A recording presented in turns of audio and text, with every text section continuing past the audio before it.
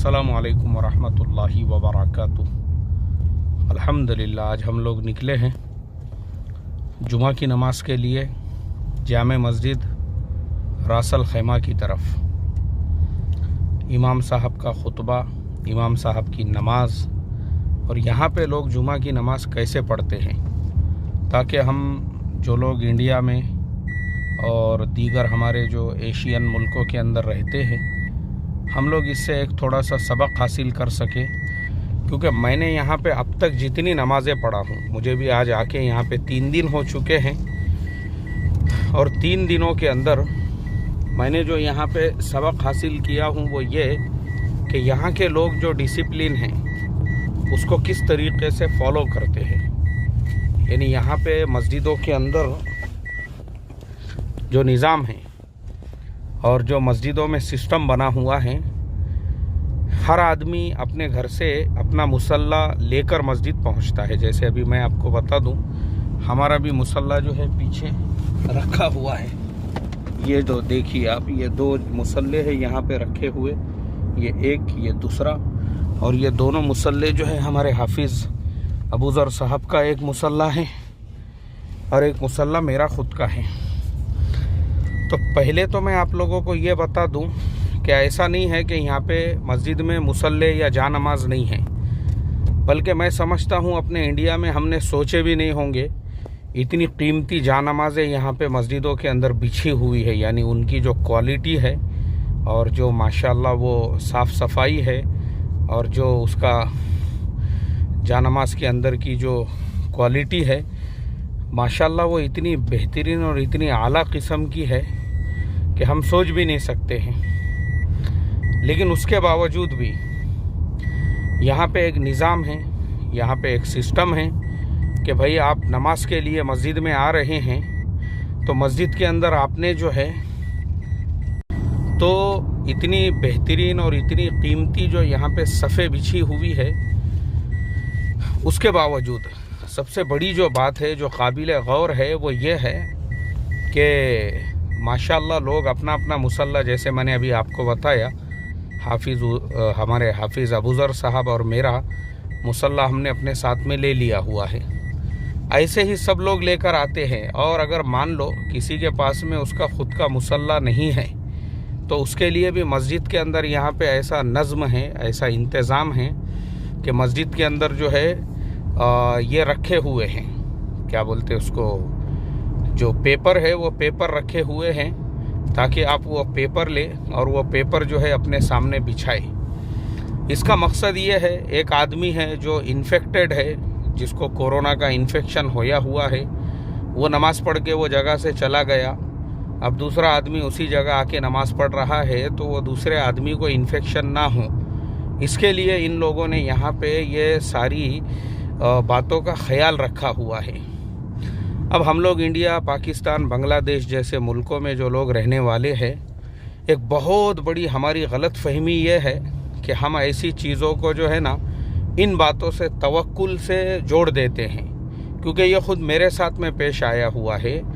मैंने जब कोरोना से मुताल्लिक़ कुछ वीडियोज़ अपने चैनल पे अपलोड किया, बहुत सारे लोगों ने कहा, बोले तुम्हारा यकीन अल्लाह की ज़ात पे नहीं है और तुमको ये भरोसा ही नहीं है कि मौत देने वाली ज़ात और ज़िंदा रखने वाली ज़ात अल्लाह की है। अब मुझे आप बताओ, ये अरब है, हमारे से ज़्यादा इस्लाम इनको समझता है, हमारे से ज़्यादा कुरान को ये समझने वाली कौम है, क्योंकि कुरान इनकी मादरी ज़ुबान के अंदर नाजिल होया हुआ है। लेकिन उसके बावजूद ये एहतियात है, ये अल्लाह के नबी की सुन्नत है, जो अल्लाह के नबी सल्लल्लाहु अलैहि वसल्लम ने हज़रत अली से फ़रमाया कि अली, तुम्हारी आँखों में तकलीफ़ है और तुम खजूर खा रहे हो। ये हमको हदीस के अंदर मिलता है, तो इसे परहेज़ कहते हैं। लेकिन हमारे यहाँ पे चूँकि हमारा इंडिया, पाकिस्तान, बांग्लादेश का एक अपना अलग इस्लाम है, जिसके अंदर हमने अपनी ही तरफ से बहुत सारी बातों को ऐसे, हमारे यहाँ पे ये एहतियात वग़ैरह को तो लोग जो है ना दीन के ख़िलाफ़ समझते हैं और लोग इसको फ़ख्र समझते हैं। मैं भी अभी कहीं सफ़र करता हूँ ना, लोग बोलते हैं माशाल्लाह पाबंदी के बावजूद हमारे गांव में बराबर से जुमा की नमाज में मस्जिद फुल रहती थी और तरावी के अंदर पूरे लोग भरे हुए होते थे मस्जिद के अंदर, बोले पैर रखने की भी जगह नहीं रहती थी। तो असल में देखो, मोटी ज़ुबान में कहा जाए ना, इसको जिहालत कहते हैं और इसको जंगलीपन कहते हैं। अब भले आप उसको जो है ये समझ लो कि हमने बहुत दीन के ऊपर अमल कर लिए, मगर वो दीन पे अमल नहीं है। मैं आपको बताता हूँ, दीन पे अमल ये है कि मुल्क की हुकूमत या गवर्नमेंट ने कुछ कायदे, कुछ कानून आपके लिए बनाए हैं, तो आपका काम है आप उनको फॉलो करें। अभी देखो, हम आपको बताते हैं यहाँ पे लोग किस तरीके से फॉलो करते हैं। अभी जैसे हमने अपनी जानमाज, अपना मुसल्ला लेकर आए। अब देखो, यहाँ पे कोई आपको पार्किंग के अंदर बेएहतियाती नज़र नहीं आ रही है। ये हमारी भी कार है, हम लोगों ने बराबर जो है सामने देखे कि भाई पार्किंग नहीं है, तो बराबर हमने जो है, जो हमारी पार्किंग है, जो पार्किंग के लिए हमको जगह मिली हुई है, हमारे हाफिज़ अबू ज़र साहब ने उसी जगह पे हमारी गाड़ी लगाई। ठीक है हाफिज़ साहब, बिस्मिल्लाहिर्रहमानिर्रहीम, रब्बी अंजिलनी मुंज़लन मुबारकम। देखो, मास्क जो है हम लोगों को दोनों को लगा हुआ है, हालांकि हम कार में बैठे हुए थे, लेकिन फिर भी हमने, ये है हमारे जानमाज, हाफिज़ साहब ने उनकी जानमाज ले लिए, मैंने ले लिया मेरी जानमाज। और ये माशाल्लाह हमारी जो है टोयोटा कैमरी जो कार है, हाफिज़ साहब ने इसको खड़े कर दिए पार्किंग के अंदर। यहाँ कुरान भी अभी कोरोना की वजह से उठा दिए जी, सब घर से लेके आते हैं। अच्छा, कुरान भी घर से लेकर आते हैं पढ़ने के लिए। देखो, ये है एहतियात, माशाल्लाह। क्योंकि अभी कोई पढ़ के गया, हाथ लगा दिया कुरान पे। जी जी जी, मस्जिदों में वैसे रखते थे पहले, जी जी कुरान जी, की कोई कमी नहीं है अल्हम्दुलिल्लाह यहाँ पे, माशाल्लाह। लेकिन अभी कोरोना की वजह से सब उठा दिए। जी जी जी, नहीं, ज़रूरी है ना भाई, एहतियात ज़रूरी है। देखो, यही इस्लाम है, जी जी, एहतियात का इख्तियार करना इस्लाम है। और अंबिया अलैहिमुस्सलातु वस्सलाम की सुन्नत है परहेज़ करना।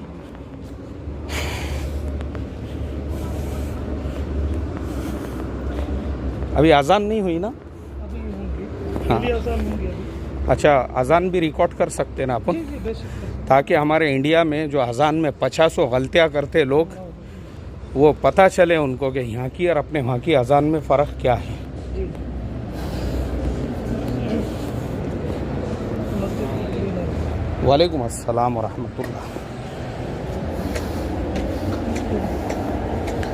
जी, यहाँ रखना है चप्पल। वहीं पे रख सकते हैं। जी जी जी, ये साफ़ सफाई वाले हैं, जी, माशाल्लाह।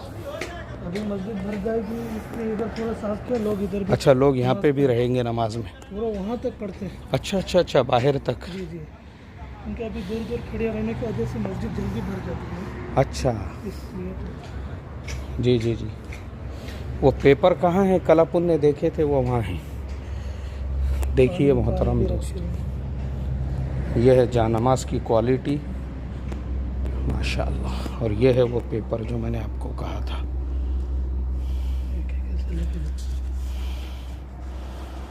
जहाँ सजदा करते हैं वहाँ। जी जी जी, बिस्मिल्लाहिर्रहमानिर्रहीम, सल्लल्लाहु अलैहि वसल्लम, अल्लाहुम्मा अफ्तह ली अबवाब रहमतिक, बिस्मिल्लाहि दखलतु व अलैहि तवक्कलतु व नवैतु सुन्नतल इतिकाफ।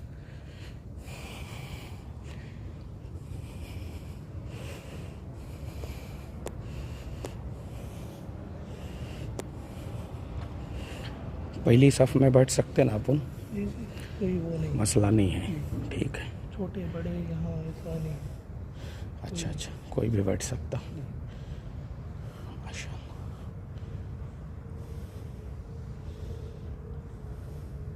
ऊपर भी है, नमाज के बाद इंशाल्लाह ऊपर भी। हाँ, जाएंगे ना ऊपर। अच्छा, जुमा का टाइम दिख रहा नहीं वहाँ लिखे हुआ, जो जोहर का टाइम है वही जुमा का टाइम है शायद। क्या टाइम है जोहर का? 32, यानी अभी अजान शुरू होंगी आधे मिनट में। ये आधे मिनट में, लेकिन बयान शुरू होगा बाद में। अच्छा, खुतबा।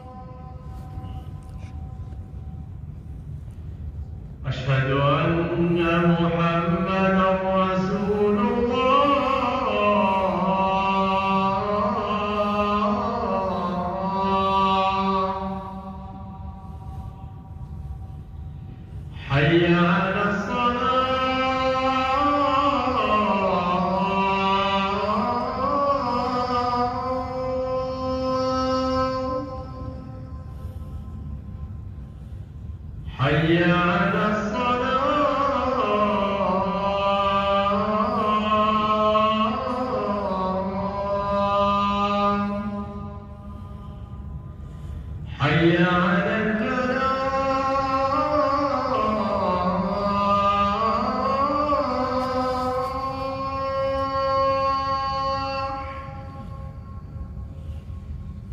حي على الفلاح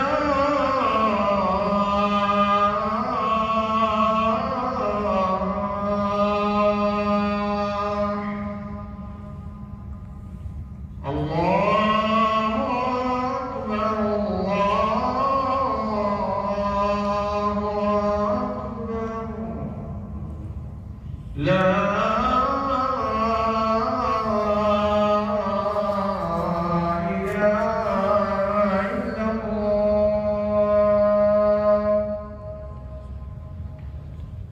كما صليت على إبراهيم اللهم بارك على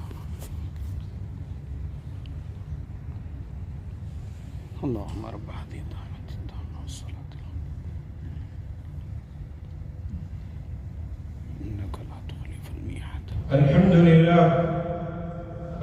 لله رب العالمين، يقبل من العمل ما ابتغي به وجهه الكريم، وأشهد أن لا إله إلا الله وحده لا شريك له، وأشهد أن سيدنا ونبينا محمدًا عبد الله ورسوله، فاللهم صل وسلم وبارك عليه وعلى آله وصحبه والتابعين.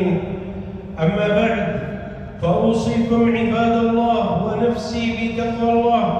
قال سبحانه: وقدموا لأنفسكم واتقوا الله واعلموا أنكم ملاقوه وبشر المؤمنين.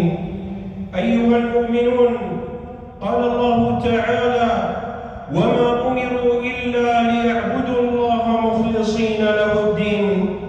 وقال رسول الله صلى الله عليه وسلم: إن الله لا يقبل من العمل إلا ما كان له خالصا وابتغي به وجهه. فالأعمال التي يقبلها الله تعالى هي التي يريد بها المؤمن رضا ربه ولا يرجو أجرها إلا منه، وذلك في جميع عباداته ومعاملاته وفي شأنه كله. قال سبحانه: قل إن صلاتي ونسكي ومحياي ومماتي لله رب العالمين. فإذا توجه المسلم إلى القبلة يصلي فإنه يبتغي بصلاته وجه خالقه. قال تعالى: ولله المشرق والمغرب فأينما تولوا فثم وجه الله. وإذا أدى الزكاة فإنه يخرجها طيبة بها نفسه يبتغي بها وجه ربه.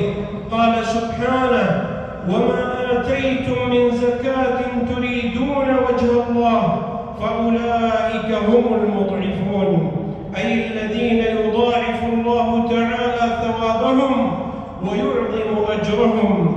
قال صلى الله عليه وسلم: إنك لن تنفق نفقة تبتغي بها وجه الله إلا أجرت عليها. وهكذا هو شأن المؤمن، يفعل الخير لوجه الله تعالى ليكون من الذين قال الله تعالى حكاية عنهم: إنما نطعمكم لوجه الله لا نريد منكم جزاء ولا شكورا. فها هو أبو بكر الصديق رضي الله عنه كان يقدم الخير الكثير للناس ابتغاء وجه الله تعالى، فنزل فيه قوله عز وجل: الذي يؤتي ماله يتزكى وما لأحد عنده من نعمة تجزى إلا ابتغاء وجه ربه الأعلى ولسوف يرضى. وإن أحق الناس بالإحسان أهل المرء وقرابته، يصلهم ويحسن إليهم ويسامحهم وبكل خير يذكرهم ابتغاء ما عند الله تعالى. قال سبحانه: فآت ذا القربى حقه والمسكين وابن السبيل ذلك خير للذين يريدون وجه الله. فاللهم اجعلنا ممن يبتغون بأعمالهم وجهك الكريم لنكون عندك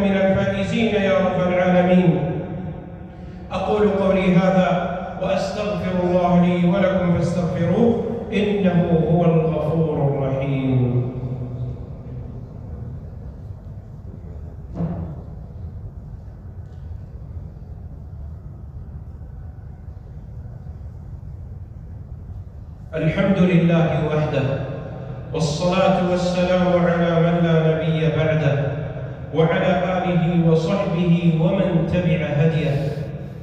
أوصيكم عباد الله ونفسي بتقوى الله.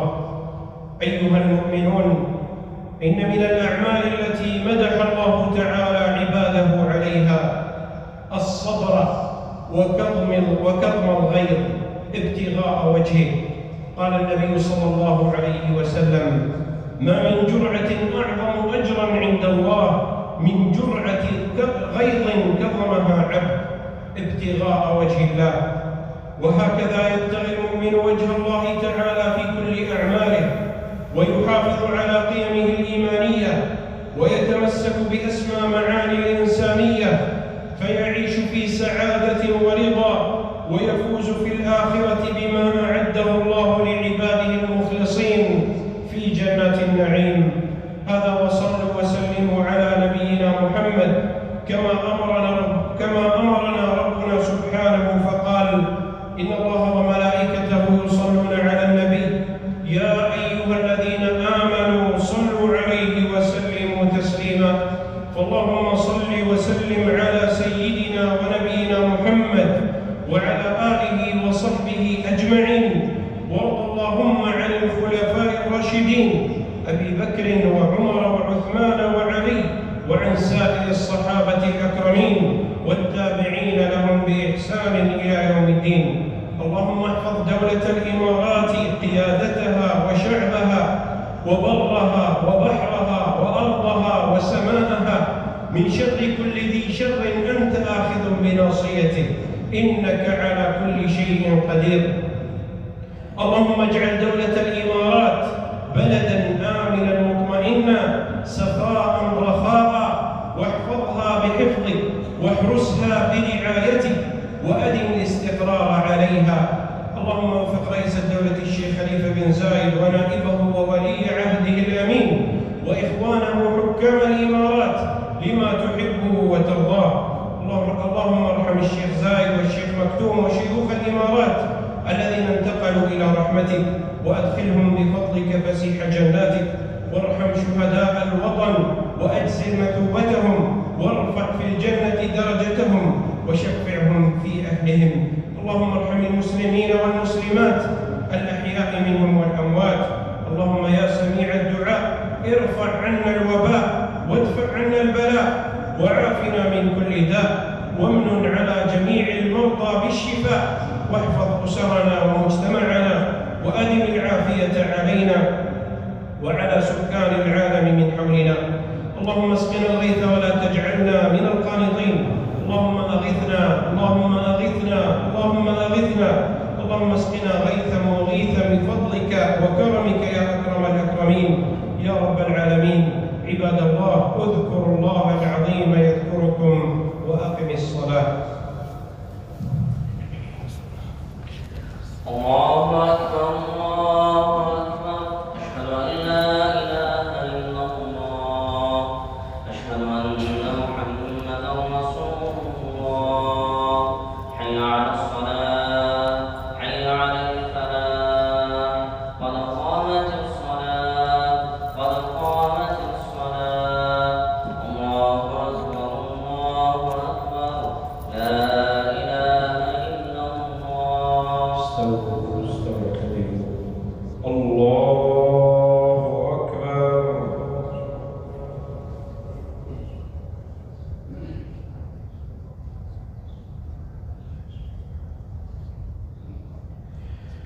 الحمد لله رب العالمين،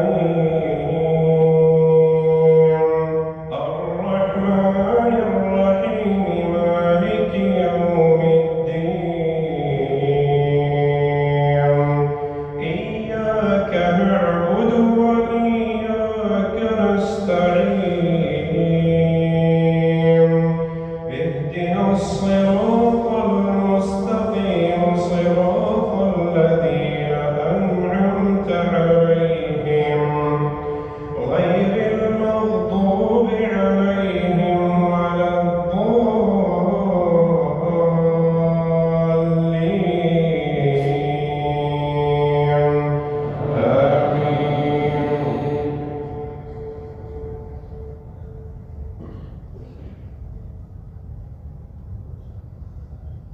يوم ترى المؤمنين والمؤمنات يسعى نورهم بين أيديهم وبأيمانهم بشراكم اليوم جنات تجري من تحتها الأنهار خالدين فيها ذلك هو الفوز العظيم يوم يقول المنافقون والمنافقات للذين آمنوا انظرونا نقتبس من نوركم قيل ارجعوا وراءكم فالتمسوا نورا فضرب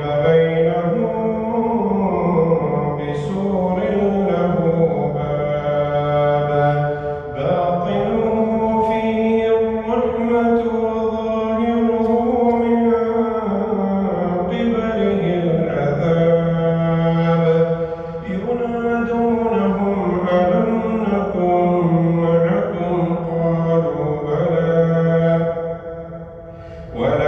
ولكنكم فتنتم أنفسكم وتربصتم وارتبتم وغرتكم الأماني حتى جاء أمر الله وغركم بالله الغرور فاليوم لا يؤخذ منكم فدية ولا من الذين كفروا مأواكم النار هي مولاكم وبئس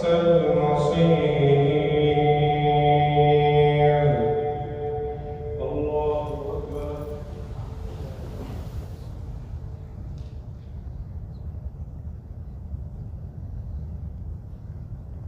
سمع الله لمن حمده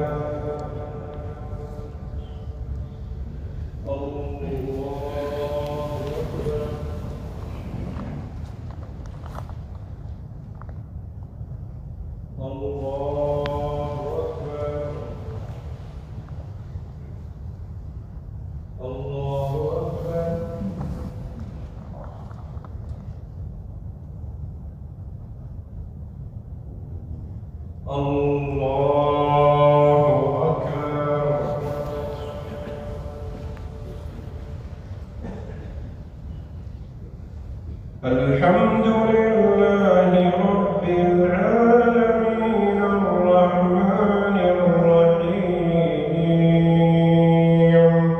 مالك يوم الدين إياك نعبد وإياك نستعين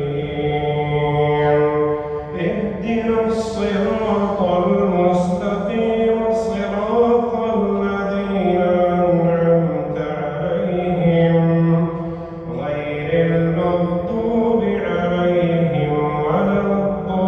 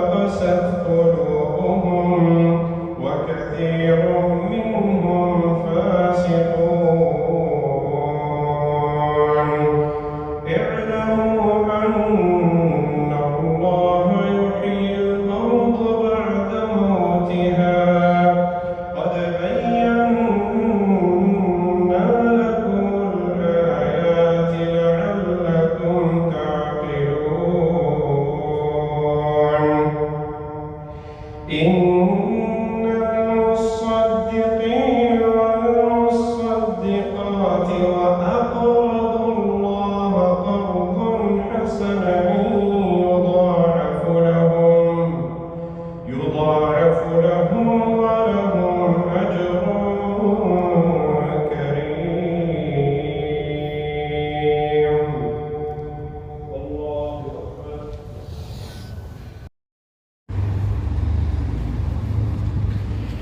अल्हम्दुलिल्लाह, अल्लाह के फजल व करम से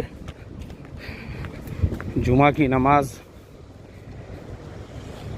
जामे मस्जिद रासल खैमा में अदा करने की अल्लाह ताला ने तौफीक अता फरमाई। देखिए यहाँ पे यह है कारों की पार्किंग, मस्जिद के बाहर जगह बनी हुई है और जिसको जहाँ पार्किंग में जगह मिली लोगों ने बराबर पार्किंग में जगह खड़ी की हुई है। इंडिया के अंदर ये एक बहुत बड़ा मसला है, मस्जिदों में मोटरसाइकिल कैसे खड़े करना मस्जिद के बाहर। एक तो उसका हमको होश नहीं रहता, आड़े टेढ़े आधी मस्जिद के गेट में जी आधी जो गाड़ियां हैं मस्जिद के गेट के बीच में अजीब अजीब तरीके से लोग गाड़ियां लगाते हैं। अल्लाह ही रहम का मामला फरमाए। वाकई में भी इस्लाम जो है ना डिसिप्लिन का नाम है। अभी देखो ना, ये भी मुसलमान ही है लेकिन डिसिप्लिन देखो ये लोगों का माशाअल्लाह। एक आदमी भी बग़ैर मास्क के नहीं नज़र आ रहा है, एक आदमी भी। ये देखो निकलने वाले क्या, काम करने वाले क्या, और ये इमाम हरम, ये इमाम मस्जिद क्या, ये इमाम साहब ही है ना? अच्छा अंदर ही है क्या जी? अच्छा उनका मकान ये है सामने। देखिए ये इमाम साहब का मकान है, जो झंडा नज़र आ रहा है वो इमाम साहब का मकान है गवर्नमेंट की तरफ से, इसीलिए उस पर गवर्नमेंट का झंडा भी जो है। क्या बात है, माशाअल्लाह। बिस्मिल्लाहिर्रहमानिर्रहीम। जा नमाज रख दो। बिस्मिल्लाहिर्रहमानिर्रहीम। जज़ाकल्लाहु खैरन व अहसनल जज़ा। हाफिज़ साहब, तुम्हारी बरकत से, तुम्हारी मोहब्बत से आज माशाअल्लाह जुमा की नमाज तरतीब से हम लोग अव्वल वक्त में आ गए और पढ़ने का मौका मिला। यह बंगला देख लीजिए वापस से एक मरतबा इमाम साहब का। इंडिया में भी आइम्मा होते हैं, यहाँ पे भी इमाम साहब है, लेकिन हम देख सकते हैं इमाम साहब को जो है आलीशान वो गाड़ी है जो इंडिया में आमदार भी नहीं ख़रीद सकता है। कल हमने एक इमाम साहब की गाड़ी देखे, कौन सी थी वो? GMC थी ना, जनरल मोटर की। क्या बात है, ऐसी गाड़ियां हैं इमाम साहब के पास और ऐसा मकान है जो इंडिया में हम इमेजिन भी नहीं कर सकते हैं। माशाअल्लाह। चलिए अब लेते हैं इजाज़त। जुमा की नमाज हो गई अपनी आराम से, इत्मीनान से।